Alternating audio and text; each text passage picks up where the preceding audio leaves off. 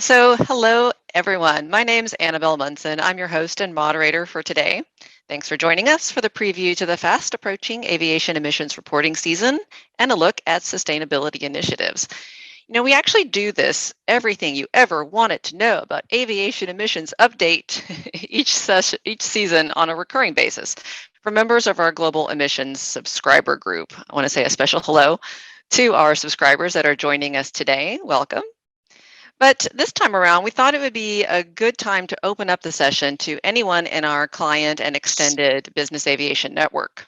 So as a result, we're sharing a broader update applicable to everybody that's tackling the requirements of aviation emission schemes and sustainability and voluntary carbon offset initiatives in their own operations.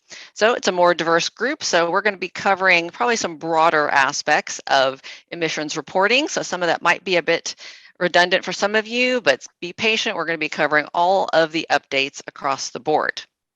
I'm going to let our experts take charge here in a moment so we can keep our program to about 30 minutes ideally, maybe a little bit over, maybe 40 minutes total. First, let's touch on those housekeeping items to keep things running smoothly for you during the meetup.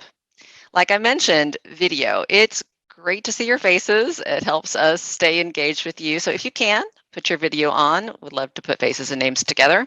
I wanted to point out our chat area in the meeting because this is how we're going to collect questions for this session. It's already active, and if you are familiar with Zoom, and just a refresher for those of you who are not familiar, there is a dashboard right at the bottom of your screen. There's a speech bubble right in the middle of it. That is your chat icon, and that's where you can not only drop us a hello, as I see everyone doing right now in the chat, but that's most importantly where questions are going to be collected. In addition, Laura, our co-host, is going to be placing key links to documents, web pages, other resources that you can refer to as we go, and then keep that chat session, by the way, can be saved. Those three dots over in the corner, the bottom corner, the ellipse, you can save off a text version of the chat for yourself before the end of the session if you would like. Finally, we know that your time is precious and you may need to drop off a little early, or you want to share this information with others in your organization. We are going to be sharing out a full video link of the program in this week's Universal Weather and Aviation Ops Update email. We'll make sure that way it gets out to everybody who registered today, as well as the rest of our client base. So let's go ahead and get moving, setting the stage for today. So while we're all catching our collective breath from what was a very long summer of surging travel and then turned into a rather busy fall of travel as well, mandatory emissions reporting dates do start looming very soon in the near future. So let's look at today's agenda in particular. We're going to start off by covering the emissions compliance calendar, requirements, and key upcoming deadlines. We're going to focus on immediate action items you'll want to take note of, including updated fleet lists, 2022 flight logs, data consolidation, and more. We'll go through a required reporting and carbon offset breakdown step by step. We'll also hear insights and get a look ahead from our reporting partner, Aviation Emissions Solutions, AES Ltd, via special guests Chris Johnson and Rick Cordes. We'll also go over an overview of our new system for domestic emissions tracking and, of course, spotlight voluntary carbon offsetting, as I mentioned, with the goal of helping you reach that 100% carbon offset goal for your operation.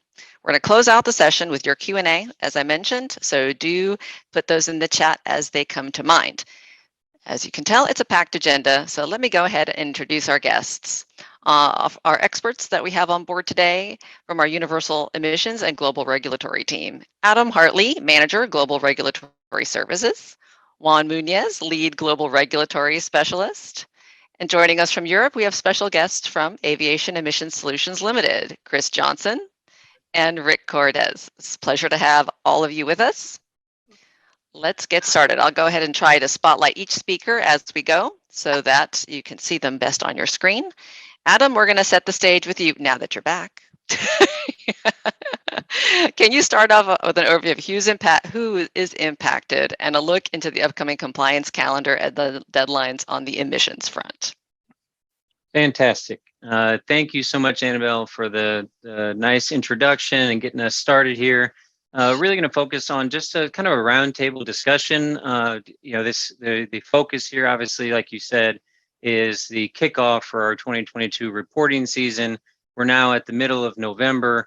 which in our mind here at Universal is really starting to set off different bells and sirens and making sure that everybody is progressing in the ways that they should to report for both mandatory carbon offsets and then understand kind of the other parts of the sustainability game that are being affected as well. So I wanted to step back, and because of where we're at in the regulatory framework, because of where we're at with some of these programs, I wanted to step back and just highlight a couple of things.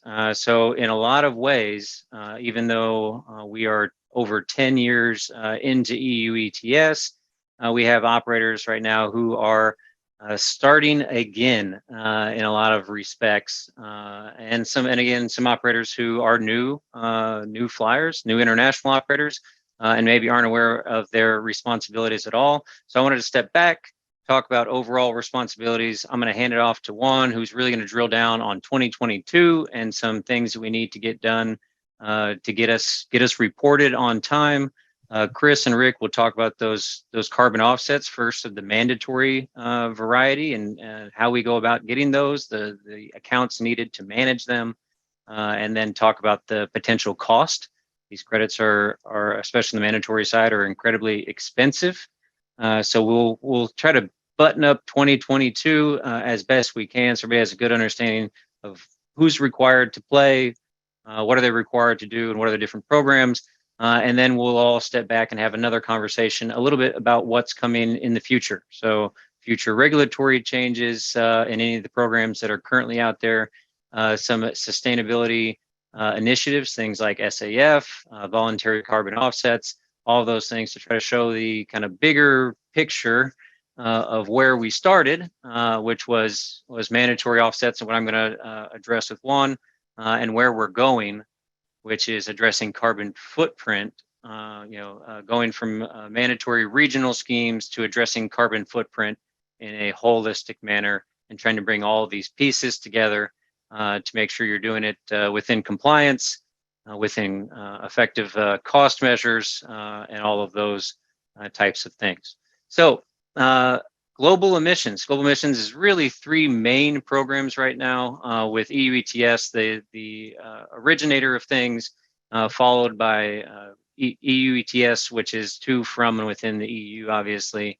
CORSIA, which is the still banner program that could take us to an international scheme, although Chris will share what the UK thinks of their success so far in CORSIA here in a little bit.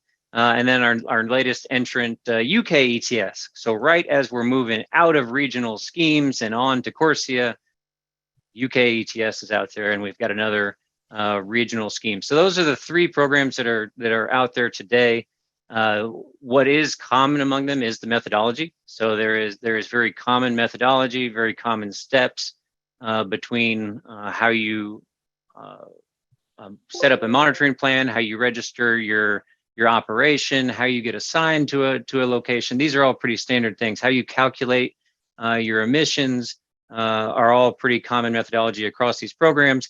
Where we really differ is the applicability and which flights go into which bucket, so you know where your compliance check marks are kind of required for a given year. So we will put the operator list in the chat. So the EC operator list, if you are new to operating, or if you were an operator who was previously assigned to the UK under EU ETS, you would go to this list of operators to find your assigned member state. The assigned member state for UK ETS for everybody is going to be the UK, utilizing their ET swap program. But if you were previously involved with EU ETS with the UK, you've been moved to another country. And so we're going through some of those processes right now to register operators with their new member states. And then the second list that we can post is the prior compliance list, which would be operators who are new to the system and have never had to previously apply. So what we do with these operator lists is we find which member state, especially for EU ETS, which member state you're associated with, make contact with that member state, and submit monitoring plans. As we decide who's going to need action and need activity, for a private operator across these programs for the UK or EU ETS, you need 1,000 tons of full scope activity for the UK or the EU. That is going to be basically all flights over to the region. They have very similar scopes when it comes to full scope EU ETS, and what we thought might happen with these two programs is that full scope would be split, and less operators would be your emissions would be split between the two programs, and less operators would have to report. It's really not the case, because UK ETS does grab that broader data set of flights into the EEA region, into the EU region. So they're still using those flights from third countries outside of the EU to the EU to help determine who a applicable small emitter is who would have to report. So we take once we identify those operators and we're looking at our data sets. Remember, most of our data is going to be coming from the data that we use to reconcile at the end of the year is going to come from our, pull up a different screen here, from Eurocontrol's data that we're going to pull. But we use a lot of records, a lot of data internally to help decide who is going to be within those thresholds. So who is going to be close to that 1,000. And in a lot of cases, if you're getting close to 1,000, we're going to have to, let me share my screen here, have to get things started for you when it comes to registry accounts, when it comes to monitoring plans and all those things. We can't wait until the end of the monitoring year, which will not be upon us until the middle of January, to get all of these processes started. So here's an example of EU emissions in UVGO. So this is what we're using internally, and this is just Universal Weather and Aviation site with some test data in here. But we're using this internally to look at your activity, and you can give us, that's anything that is done with Universal's flight planning system online or through UVGO is going to come in here automatically. This gives us our kind of bigger, broader group of, for our subscribers, of who is going to be close to those thresholds. And once we kind of define that group, then we narrow it down and start working with operators directly. But this system here would allow us to run reports on it, export these selected legs, and tell us where we're at for all of the programs that we mentioned directly. So that's one place that we're at right now, is we're currently looking at all of our data so that we can come back and start working with you. So let's talk about 2022. So we know our deadline, maybe first start with deadlines that we have coming up, and then the steps that we're going to need to take for our operators to get them through 2022 as far as reporting.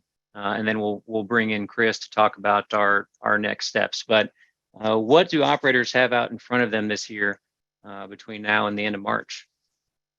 Yeah, so just like you mentioned earlier, people are restarting or starting from new, just because, especially during the pandemic, numbers were very, very low as far as operations. So we kind of put all of these programs kind of on the back burner because of the amount of operations. Now we have operators that are coming on board that are, almost at normal numbers. So we really need to take a look at how those emissions numbers are scoping out for the year. We have started internally, again, for those of you that are our subscribers for our global emissions service, we have begun looking at those numbers and seeing where you fall. If there's going to be a possibility of having to report for 2022 in either EU ETS, UK ETS, or both. We've begun that. If you are DIY your own emissions, please make sure that you are capturing all your applicable legs in and out of the EU and UK. Remember those thresholds. The thresholds currently are 1,000 tons for private operators for a small emitter, 1,000 tons both EU ETS and UK ETS separately. You might have to report for both programs if you go above those 1,000 tons threshold for each of those programs. For commercial operators, remember your threshold for EU and UK ETS is 10,000 tons. So if you go above that threshold as a commercial operator, then you would be required to do a report. So really, it's about looking at those numbers, seeing where you are, especially now that we are coming close to the end of the year. We have begun pulling data from Eurocontrol for those of you that are looking at maybe being very close or above that threshold, so we can get our foot in the door, making sure that the information that has been provided by Eurocontrol is complete and accurate. So one of those assignments that we give you guys is ensure that Eurocontrol has your most up-to-date fleet list. Especially during the pandemic, again, we put this on the back burner. Operators were removing aircraft, adding aircraft, etc. So we have to make sure that those fleet lists are up to date. Eurocontrol can only be based on the data that we provide them, we as operators or we as Universal. So we need to make sure that those fleet lists are complete and accurate. Second thing that I recommend doing is looking at your monitoring plans that we had, you had on file pre-pandemic era. Those monitoring plans might need to be updated and or a new monitoring plan be submitted either for EU ETS as an update or UK ETS as a new monitoring plan. Remember, we have to treat these two programs as two separate programs. Now that the UK has withdrawn from the EU, two different programs, two different monitoring plans, and as Chris and Rick will speak shortly, two different registry accounts to offset those carbon emissions. So right now, the key elements are, one, making sure your fleet lists are up to date, and two, your monitoring plans are up to date. This is because, again, because this is on a yearly program, everything goes up until the 31st of December, but the soon as we can get all that information straight away with Eurocontrol, the better. Official reports from the support facility, the EU ETS support facility, is going to be January 15th. That is when the official reports come out, but we want to get ahead of the game and make sure that when that official report comes out from the support facility, it is complete and up to date. Key deadlines, again, is that January 15th deadline for the official reports from Eurocontrol. And as far as the reporting, be sure that you know, again, what member state you are with. Depending on the member state is going to be the reporting deadline. Most reports are due the 31st of March, but we do have some countries out there, some member states that have different reporting deadlines. For instance, Spain is March 15th, and Portugal is somewhere in March. I actually don't even remember right now what the Portugal deadline is, but it is different than Spain and everyone else. So keep that in mind, that all reports need to be submitted by the 31st of March. And of course, we think 31st of March is more than 4 months away, but the sooner we can get this done, absolutely the better. We don't want to be on the 29th of March, trying to make sure that the fleet lists are up to date, something didn't get captured, etc. So the sooner, the better. After that, the carbon credits need to be purchased and surrendered to offset your carbon output. If you are required to report, you must surrender your carbon outputs by the 30th of April. So there's only that 1 month between the reporting deadline and the deadline for submitting your carbon credits. So that's a very tight window. We want to make sure that we comply during that month with all your carbon credit needed to offset your carbon output. And again, key elements now, check your fleet list, make sure they're up to date. check your monitoring plans, make sure they're updated, or if we need to submit new monitoring plans, we need to do that as soon as possible. And what I would mention, one is if you are a universal subscriber, we're bringing a lot of that action to you. So as those things are required, as we have kind of our own internal timelines, where, like you said, like Juan said, we're watching your activity and seeing, kind of prioritizing, operators based on how much activity they've had. So it's really important for us to get on top of those things as soon as possible. What I would say too is that there are different. So if you were formerly UK and you were dealing with the UK ET swap system and you've been moved out of the UK, your EU-ETS reporting process will be different. If you are in Ireland now, Ireland is no longer allowed to use UK's ET swap system. The UK took it back.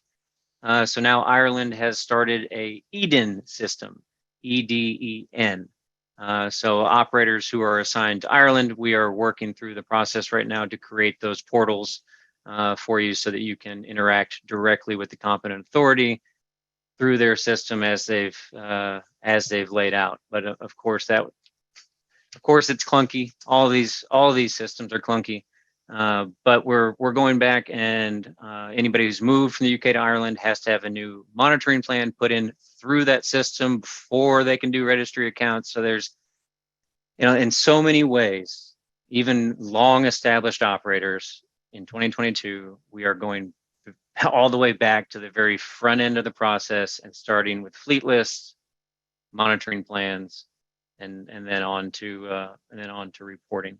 So we're serving some of that stuff up to our subscribers directly and asking for input. If you're not a subscriber and you think you might be in some of this, might be caught up in some of this, or want some feedback, you can certainly reach out to us at EU-ETS at univ-wa.com. But so once we've kind of gone through those administrative steps, we identify the operator, we give all of the operator's details to the competent authority, essentially registering them. Another thing that we're having to go back with on a lot of these monitoring plans is company registration number. If you've recently done EU-LISA, then that company registration number found on your certificate of incorporation is probably familiar to you. But Europe is really focusing in on that identification number for the operator, the carrier, whichever program that they're dealing with. They're really focusing on that company registration number so that they are sure they've got the right legal entity identified. That was something that I think the competent authorities played a little bit more fast and loose in the past, but now they're really trying to hone in on the specific legal entity. And so even if you have a monitoring plan, and even if you haven't moved countries, I still may come back to you and ask for that company registration number, just because it's an additional piece of information. So that kind of takes us through reporting. That's where, we're pushing really hard to get through reporting. Like Juan said, February 28th in Spain, March 15th in Portugal, March 31st for everywhere else in the EU and the UK to get those reports in. Once we have those reports in, and they determine out of the 1,000 tons that we incurred on our flights over to the UK/EU region, which of those flights were internal to the UK, so two and within the UK, within the UK, and then which flights are within the EU, and those small portions of that internal activity is what you actually have to purchase carbon offsets to complete your compliance requirement. So I'm going to step back for a second and turn it over to Chris Johnson with AES, Aviation Emissions Solutions, over in the UK, a partner of ours that focuses on aircraft operator holding accounts. And with where we're at this year, Chris, a lot of people are coming into new registry accounts. A lot of people have to move their registry account. Just give us a little bit of high level on what those accounts are, and then what people generally need to do to get involved and how we can support it. Yeah, sure, Adam. Thanks for that. Hi everybody, great to see so many people on the call today. My name's Chris Johnson, as Adam said. I work for AES Ltd, which is a company based in the UK. And we assist Universal with the reporting every year. And the part of the reporting process that we focus on specifically is management and establishment of registry accounts. We're also responsible for sourcing and surrendering the carbon credits. So they're the two main areas that we focus on. In addition, we also do some emissions reporting for large emitters, and that's something we've been doing with Universal for the last couple of years now, the last 4 or 5 years. And that's where we can analyse, correct and prepare all the data that you need. If you're a large emitter and you need any assistance for that, we can help with that. We basically take all of the anguish and time out of that process for you, and we deliver that report to the verifier and step through that process with the verifier to make sure that that's easy for you and it's a quick and efficient operation. So that's where we fit into the sort of jigsaw of what goes on within Universal. Moving on to the registry accounts, due to the intense activity that we undertook last year, for all the existing Universal clients last year, we pretty well managed to move all the right registry accounts. We've got everything in place now. So the ones that moved out from the UK, we've got those now registered in the EU. The ones that also needed ones in the UK, they're still there. There's another scheme that's erupted in the last few years. That's the Swiss scheme. So that's another consideration. And if you're really unlucky, you may have to report to both the EU, the UK, and the Swiss one. But I would imagine very few operators need to do that. But very common that you would have to report to both the UK and the EU. That's not going to be uncommon in any way. And so we've pretty well covered that. Every year there are other requests come in, often late requests where accounts are needed. And so we've got quite a streamlined account management and an establishment process set up. But having said that, it doesn't matter how streamlined it is. Each of the 27 countries within the EU, the UK, and even Switzerland, they've all got their own separate processes and procedures when it comes to establishing accounts. So this stuff takes time, and the earlier that we hear about it, the better. So if any of you are looking for assistance, as soon as you get any sort of communication from either the UK Environment Agency, a CA from the EU, or even the FLEN from Switzerland, saying that you'll be expected to report this year, then I would urge you to contact Adam and Juan as soon as possible, because this stuff, it has a habit of hanging around for a while we're trying to get the stuff in place, while we're trying to get the documents in place and trying to get responses from a number of the particularly the EU member states. So it's good to get this stuff started as soon as possible, because we don't want to be up against the deadlines when we're still waiting for the accounts to be created. I think that's about all I was going to say, Adam. I don't think, unless there's anything else you wanted me to cover off, I'll hand back to you. So I wanted to see what are we looking at as far as cost right now? Where are mandatory carbon credits fluctuating in current costs, so people can start thinking about budgeting in the spring? Yeah, sure. I'll hand you over to Rick. He's my colleague in AES, and he can give you a bit of background on the cost of allowances at the moment. Great. Everyone, Rick Cordes, as Chris has said, and Adam, I'm part of AES, Aviation Emissions Solutions, and we assist Universal with all the compliance activities. Regarding carbon credit costs at the moment, it's been a hot topic for the last few years, pretty much, because they started off at a very low base.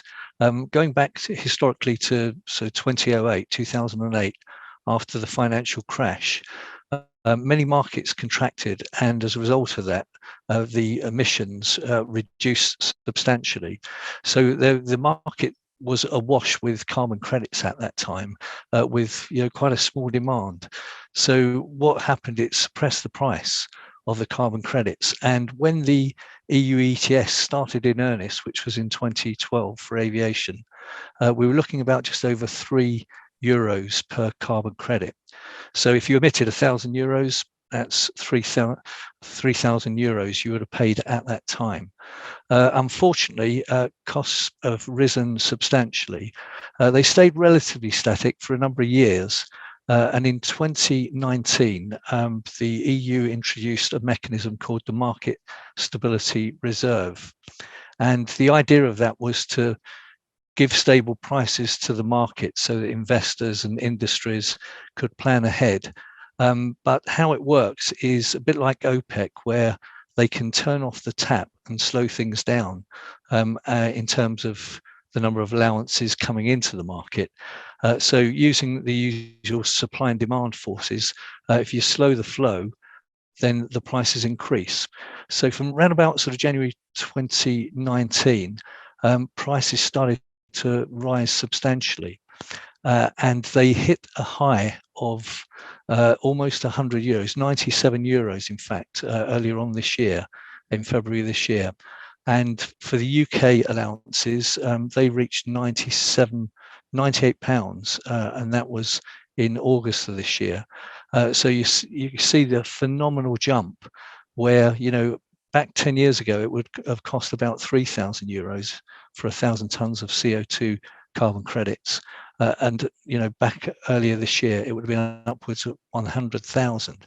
So it's an immense difference. Now, fortunately, they've settled back a bit, but not substantially, about 25% difference. So we're looking at, for EUAs, that's the European allowance, down to approximately 75 euros. That was at close of play yesterday. And for the UK allowances, £70, again, close of play yesterday. So yeah, markets are going to be volatile for various reasons, usual supply and demand. There are world events, as we know, in Europe with the situation in Ukraine. And also it depends on how cold a winter is. And, you know, so all these elements have a factor on where carbon credit prices end up landing. So yeah, that's where they stand at the minute, about 75 euros. There's expected volatility, and no doubt as demand starts to flow again or increase, you know, come the 22 reporting season, then I'm sure there's going to be some movement in the upwards trend with carbon allowances. The final part of the process, and this again, AES are involved in, you know, supporting Adam and the team at Universal, is the purchase of those carbon credits. And one of the key criteria we use for the purchase is to look for the lowest prices we can possibly get, but also with reliability of supply. It's no use getting the cheapest carbon credits out there on the market and then the supplier gives them to you the day before you need to submit. That wouldn't work. And then there are substantial fines for operators. So yeah, that's the tail end of the process. And that's about it from me. So I'll hand you back to Adam and the team.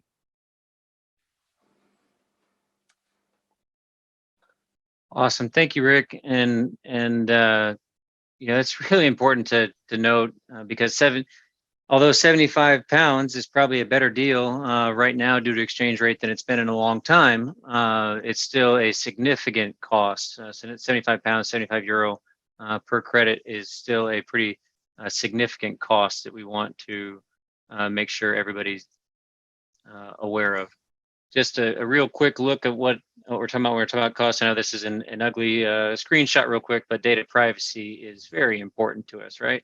So we wanted to make sure that we're just showing you the raw data element. So in this example, your offset, although you're at 1,238 total for EU-ETS, your offset would be the 297 carbon credits. So again, 1,680 or 1,605 total for UK ETS. Your actual offset in this one would be 68. Which verdad, para buscar la cerveza, ¿no? Ajá, ajá. We're definitely interested in la cerveza. Absolutely. All right, just a quick reminder to everyone as Adam and team continue to stay on mute for everyone's best audio experience. But as soon as the cerveza comes out, let us know. We're looking forward. Yeah, so that's our that's where we're at for kind of 2022 and our costs. And we'll be sending out these Eurocontrol reports, these kind of ad hocs as we're getting them over the next couple months. I'll have a new one in here in the next week or so with data leading up through last month, so that all of our subscribers can see where they're at as they're, they can do it through UVGo, obviously. But I want to be forwarding these Eurocontrol records on as well. Juan and I will be talking to you about to making sure that the fleets are correct. Like Juan had said, when we send you this data over, we'll be looking at Universal data and Universal's trips, as well as what's coming in Eurocontrol, and then asking operators as well, are we missing anything, to make sure we get that whole picture. So kind of the next conversation from there, we've got a couple of things we want to talk about as far as future sustainability, future emissions initiatives concerns. But Annabelle, do we want to talk about any of these questions or anything that's come in first before we look forward? We can do that, since I think some of these are very emission scheme focused in particular, and then we can head into the voluntary offsets side of things, if that works. Yep. So I know Laura's been keeping track of what's coming in live. Let me take a look at what came in pre-submitted. Give me one sec. We'll take a look. All right, so the first pre-submitted question, and thank you again for everyone who sent in some questions in advance, helps us get prepared. If a certificate holder is under the reporting threshold, are any actions required, such as registering? The short answer is no. That if you're going to be under those thresholds, that no, you don't have to register. I think there's a different answer as far as your position with, depending on who your company is, and being registered and being prepared to comply is an important thing. But if you're under and if you're potentially going to go over those 1,000-ton thresholds, you don't want to wait until you actually go past that before you start all of the activities, all the administrative activities that need to be done. So the short answer is no. If you're under the threshold, you are exempt. The longer answer is you need to be prepared and be ready to comply if necessary. All right, got it. And then another question we received early on, what are the mandatory reporting requirements for Part 91 operators? That's going to depend a lot on where they fly, correct? Well, so 10,000 full scope for EU-ETS, 10,000 or 1,000 full scope for EU-ETS, 1,000 full scope for UK-ETS, and 10,000 full scope for CORSIA, which has a private operator. Private non-revenue flight departments generally don't have, don't have large fleets that make it harder to get to some of those numbers. But the 1,000-ton threshold for EU ETS and UK ETS is certainly something we see people with a couple of aircraft go over quite often. Got it. And then I had a question that is a little more general. Any implications on environmental taxation or taxes? I think the short answer to this is that these programs are contained, right? So yes, these are emissions taxes, right? Let's not confuse that. These are emissions taxes, but they are self-contained. So what you've paid in UK ETS is also not going to have to be reflected in some other emissions payment, just like what you offset for your EU ETS or what you offset for UK ETS may not be applicable to an environmental fee you receive from an airport, or an emissions fee you receive from a handler, or an emission. There's a variety of emissions, sustainability fees, environmental fees, but they are not associated with these programs. The taxes in these programs are contained within these programs. Got it as well. And I know we have a few more questions that are now coming in live. I'm going to save some of those for the end when we wrap up, but there is one that I think, since it's so close to what Rick was just mentioning on pricing, Rick, I'm going to bring you back on. The prices that you were quoting are specific to a 1,000 ton in particular per credit? Yes, it was just to give an example, really, Annabelle, Okay. just to give an idea of the scale. In terms of 10 years ago, it would have been £3,000 for, needing to purchase 1,000 carbon credits, but that increased to 100,000, now reduced to about 75,000 in today's terms if you had to buy 1,000 carbon credits. Yeah, right. But that price they're quoting, it would be also if you bought one carbon credit right now, for the most part, right, Rick? Yes. That's our average market price is what we're talking about when we say 75. Yes, pretty much so. Chris, any comments from you on that? No, that's exactly it. And in fact, I just saw another question creep in at the top there. And what's the sort of ratio between carbon credits? What's the equation to work it out? And essentially, 1 carbon credit for every 1 ton of CO2 produced. And at the moment, the cost of carbon credits are approximately 75 euros, or 75 pounds or 70 euros, around about that figure, Rick, from what I remember you saying, for each carbon credit. Yeah, absolutely, Chris. 75 euros and 70 pounds GBP. Yeah. So thank you both. And so Adam, from here, I know we have some more questions that are collecting, so I'm going to let Laura keep track of those for a moment. But from here, I know we wanted to move into, like you just mentioned, moving forward and the voluntary carbon offset side of things. Can you bring us up to speed? Yeah, so there's a couple of things we wanted to talk about. Chris, why don't we do this first? Why don't we jump forward over to you to talk about potential regulatory changes with these programs, and then we'll come back and talk big picture sustainability. Yeah, fine, Adam. I mean, I was just going to mention 2 or 3 things that are coming downstream towards us, which are going to affect the reporting, the reporting climate. And first thing I was going to mention is SAF, the Sustainable Aviation Fuel. It seems like you can't look at any article at all about aviation at the moment without SAF coming up and being mentioned. Obviously, climate change is very much to the fore. So I just wanted a very brief overview of where we are with SAF. As a result of the long-term goal for the ICAO long-term goal of net zero carbon by 2050, and in fact the EU have got an even more stringent target, and that's a 55% reduction in carbon credits in carbon generation by 2030. SAF's being looked at very, very carefully. I know there are other methods to try to reduce the carbon output, and things like electrification and hydrogen-powered aircraft. They're being developed, but at the moment they're really only being considered for short-haul flights, and the majority of CO2 is produced via long-haul flights, certainly in Europe. So SAF is going to be a very big part of trying to get to these targets of the reduction in CO2 emissions. It's currently not being used widely due to 2 main factors. One is cost, and typically it's between roughly 2 to 5 times as expensive as usual kerosene-based fuels.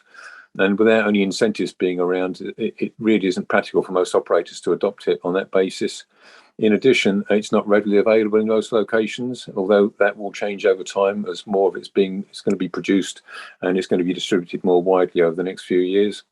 But why is there any concern using SAF for reporting? Well, the reason for that is that this SAF fuel has got an emissions factor of 0. And what that essentially means is that any CO2 that you produce as a result of burning SAF is 0 rated. So you don't have to buy any carbon credits or surrender any carbon credits for that fuel. So it's of interest to us for that. However, before you immediately jump in and think, well, why don't we just go straight to SAF and reduce our emissions reporting, you just need to be aware that it's quite a complex process when you start adding SAF into the equation. There's changes required for the EMP, the plans, the monitoring plans. You have to then provide documents to demonstrating the SAF criteria of the SAF that you're actually using. You have to provide evidence of the purchase and delivery of the SAF. And at the end of all that process, you then have to get all of the stuff that you've provided verified by an accredited and independent verifier to check that there's a clear audit trail between what you've bought and where it's delivered. So it's not straightforward. It's a complex process, and certainly when it comes down to the calculation of emissions produced and you're taking away the blend, the various blends where SAF is included in the aviation fuel, it becomes more complicated. But so not straightforward. I think it's something we're all going to be considering over the next few years. But at the moment, I think probably a little bit early for most operators to be thinking about it seriously, certainly for the majority of their flights. The other two things I was very briefly going to touch on is to do with extending the scope of the EU-ETS. The CORSIA, as you've already mentioned, Adam, I mean, that's been looked at by the EU Commission, and they've made a decision that doesn't quite meet the objectives that they'd hoped for reducing the emissions. It's not as rigorous as they would have liked. So for that reason, they're giving serious consideration to extending the scope of the EU-ETS to include flights to and from third countries from 2024.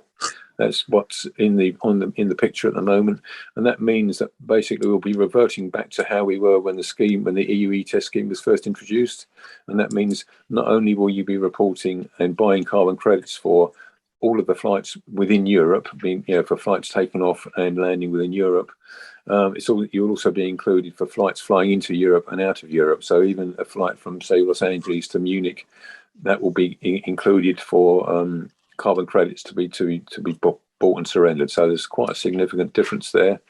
The other thing I would say is that the EU is also considering how to incorporate non-CO2 emissions into the reporting process, and that's things like nitrogen oxides and sulfur oxides and vapor trails and various other things. So they're also looking closely at that. That's a little bit further out, and they're looking to submit proposals for that in about 2027. So they're the only three things: the SAF, the extension to the scope, and the addition of the non-CO2 emissions, Adam. And I think with that piece of cheery news, I'll hand back to you. That's right. That was all good news, Chris. Man, you are full of it today. And I like to keep everything light, Adam, as you know. So I'll comment on a couple of those things, and I think what's important here is when we talk about sustainability and we talk about what we're doing. And sorry, I had to shift stuff. My computer did a update right here in the middle of our program, so I'm now on my phone.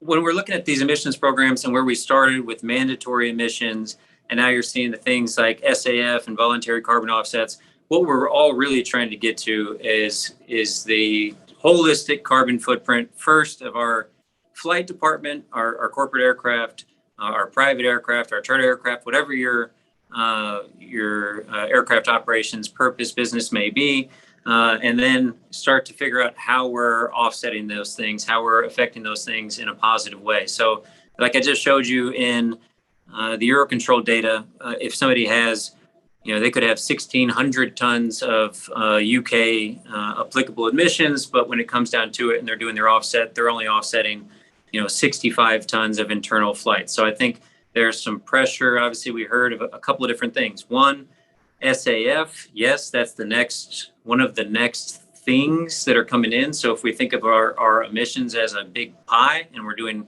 5,000 a year, where we're offsetting our mandatory is a very small piece. SAF and what we're doing can be another small piece. And then you have the rest of that pie, which potentially could be offset by voluntary carbon offsets. But these are all kind of different things moving towards a similar goal. And I think that as we start to take part in these processes, like SAF is a very good example, whether you're doing SAF directly, whether you're participating in something like book and claim that's allowing the purchase of SAF for another operator to use it, trying to reduce your mandatory emissions requirements by 1 or 2 tons to accommodate for that is probably a no-sum game. Like Chris was saying, it's probably a whole lot more administration than it's worth, and ultimately not driving you towards a bigger part of your pie. You're kind of going back and forth about, I used SAF, so I don't need mandatory offset, when you're really trying to get to all of that. So we're going to talk more about voluntary carbon offsets, maybe even have a standalone webinar for them so that people understand what, or maybe SAF and voluntary carbon offsets, so people understand what those pieces are. A comment on extending the scope of EU-ETS. As somebody who had a lot of hopes for CORSIA, I find that very sad that CORSIA is not even out yet, and we're already deciding it's not effective enough. Extending the scope for EU-ETS for those who say, oh, they could never do that. Remember, it was that way in 2012. Decisions to reduce the offset scope were probably more political than they were legal.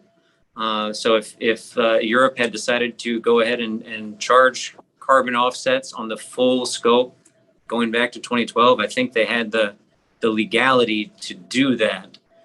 So if they choose to go forward there, I have a lot of confidence that that'll happen. And then we'll see what happens and what the structure is for these other greenhouse gases that we'll have to track. But we don't have the methodology really for those to get into them as of yet.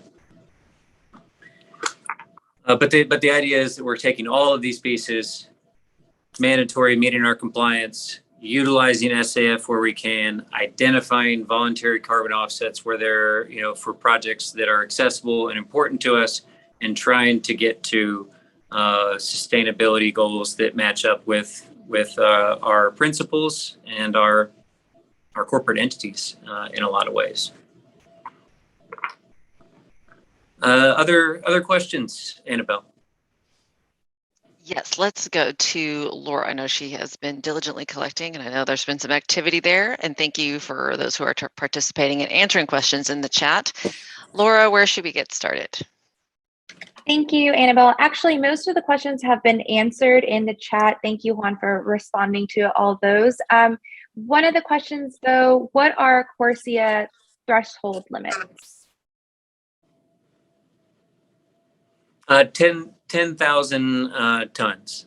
10,000 tons, and that's only for flights that are leaving country A and arriving in country B. And then, Chris, remind me, is that also in participating countries, or is that for all? My recollection, Adam, and I need to go back to some of the documents, but my recollection is that's for all countries. Yeah, so you're putting together your full scope activity. That means you're defining yourself as a size of operator, all flights from country A to country B, and that's a filter that we added to our UVGo tracking as well. Thank you. And if anyone has questions about pricing for Universal to monitor the EU-ETS for them, where can they reach out to? Email us at our legacy address, EU-ETS@univ-wea.com. That goes to our global emissions support team. We won't think you're just asking about EU-ETS. We'll come at it and have a discussion with you holistically and see where you're at. Okay, thank you. And I think one last question that just came in.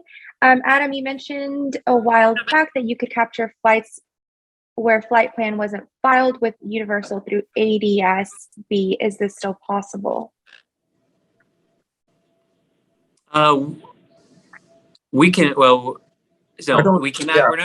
We're not tracking emissions for you unless you're doing it internal with us or through our UVGo system. We are not tracking. So we may have flight-aware tracking for some operators. We are not using that for any type of emissions.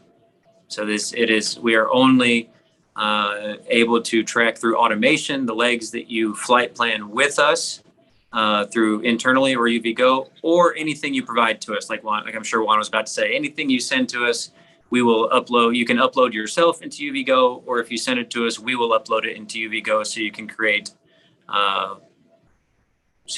your reports as on demand. Okay, perfect. And I think that is all the questions that I see so far. I think everything else has been covered.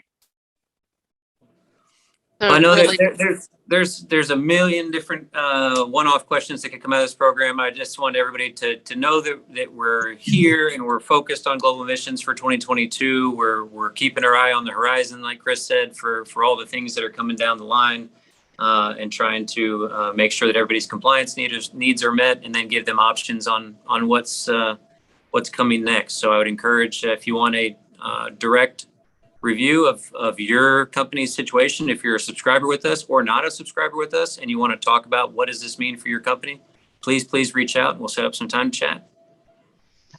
Thank you. And I wanted to thank, obviously, Adam and Juan, but these two are definitely the face of the leads when it comes to both emissions reporting and our sustainability initiatives. So do reach out to them with any specific questions. Juan, just touching base with you, since you were answering all those questions in the chat, again, thanks. Is there anything there you wanted to highlight for the group, or just since you have a moment? Sure. One of the things is somebody did ask how are these emissions being calculated. So for EU ETS and UK ETS, it's the small emitters tool, the SET. The small emitters tool, it takes in the aircraft type and the origin and destination points, and with that, it will give you a set amount of carbon emissions based on that aircraft type and the origin and destination points. That is a downloadable program. If you literally Google small emitters tool, you can download that calculator if you want to calculate your own emissions. That is what we utilize through our emissions program to make all those calculations. So one, we run a flight plan or we enter a leg to calculate what the emissions is for that leg. That small emitters tool is running in the background. For CORSIA is the CERT, Charlie Echo Romeo Tango, the CERT tool. We utilize that through our system when calculating a CORSIA leg. That is downloadable as well if you want to be tracking your own emissions. If you Google the CERT tool, you can download that calculator and enter in. Again, it's going to take into account your aircraft type and your origin and destination points. So that's how these emissions are being calculated. Excellent. Thank you, Juan. And thanks to Juan, Adam, Rick, and Chris for all of their input today. We took up the whole hour. I was way off on my timing, but it sounds like there was a lot to cover. So I'm glad we were able to get that all together. And Adam, that sounds like a good suggestion. We can try to flesh out a specific program on the voluntary side and the sustainability side to really focus on what's coming next and how we can assist in that and provide some more information. So as we wrap up for today, just those reminders, if you need to reach out to Juan and Adam on the GRS team, that's EU-ETS at univway.com. I know Laura's dropped that into the chat, so save that if you need to get in touch with them. And also, I know a lot of you attend our regular webinars on operational issues. Should you have any interest in more topics like this one, send me a note at operationalinsight@univway.com as well. Look forward to hearing from you. Finally, I want to wrap up with a few things. I want to wish you all a very joy-filled and safe holiday season and look forward to seeing you again in the new year. So speaking of 2023, though, I will be going to the Schedulers and Dispatchers Conference with several of my Universal friends in Nashville. That's January 24th through 26th. So hope to catch some of you there in person. Let me know if you'll be going. Do come by our booth and say hello. Plus, you can catch Juan Munoz, our very own webinar star here, live in person as a lead instructor at the 2-day in-person Essentials in Scheduling and Dispatch for Business Aviation course that's being held immediately in advance of the S&D conference. I bet we have some alumni of that course here or those who are planning to attend in the future, so definitely something to take advantage of.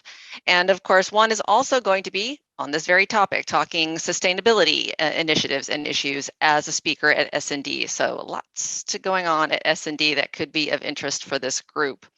So looking forward to that in January. That's it for us for the moment. If you have any questions, do reach out. And I hope it's been of value. A pleasure to see you all. Thanks for sharing your time with us. Take care and bye for now. Thanks, everybody. Thank you, everyone. All right. Yeah. Bye. Thank you.